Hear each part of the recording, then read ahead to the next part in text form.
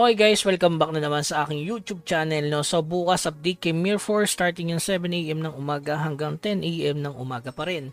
So ano ba yung mga updates? So una-una new events, 4 yan mga bossing. Balikan natin. Pangalawa, new transference equipment. Ano to? Sonjok shoulder pad. So yan, kung meron kayong extra yung dust na pwedeng i-crop dun sa Spirit Village, makukuha nyo agad yan. Pang-apat, new appearance equipment. So regarding dito, costume yan. New appearance equipment. So lifeguard. So related yan dito. So hindi siya makita eh. Basta yan ang itsura guys. Kalahati lang muna. So hindi siya mag-load. Medyo lagi ata yung site ng core ngayon. No? So yun.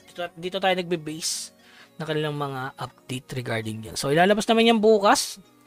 Yun. So simulan na natin yung new event. Siyempre una-una dyan yung 7-day check-in. So tingnan natin. May summon 50 pieces. Goods na goods. Ano ba maganda dito? O summon ticket. So bali 100 pieces. Tapos maganda pa ngayon kasi may bingo.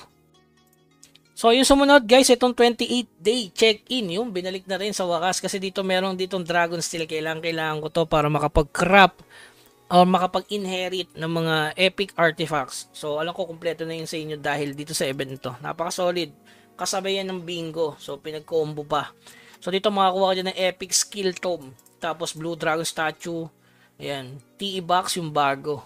So, sobrang solid nung kanilang 28-day check-in. Ito na lang talaga yung pinakamagandang event ni Nycross, no? It's either na yung Takore event, sana ibalik.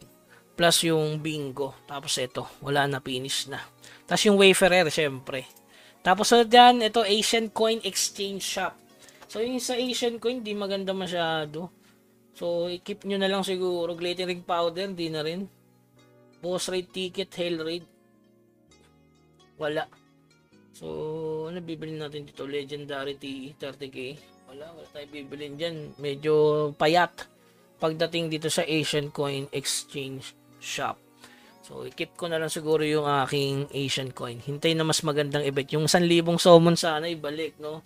Tapos yung huli, syempre itong Osher Miraculous Fortune. So, ayan.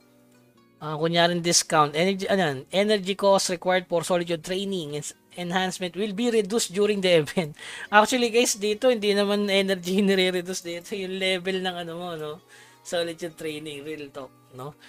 Maganda kung 100% gawin na lang nila dyan eh. Masyadong mahirap tong ang solitude na to mga bossing. Okay, so yun lang yung update regarding dito kay Mir 4. Regarding nga pala dun sa nagtatanong regarding sa ano, sa Act 3, Scene 2, sobrang hirap guys, hindi kaya talaga ng 300k. PS, kailangan doon is 400k. Huwag nyo na itry kasi alam ko mag-fail kung 300k kayo. Mas magandang itry nyo na lang yung sa 3. Kayang-kaya nyo yun, 300k. So, maglulure lang. Yung may video ko dyan, diba? Yung last boss na may video ko, yun na lang yung i-run nyo kaysa mag 3-2 kayo tapos wala namang bubuhat.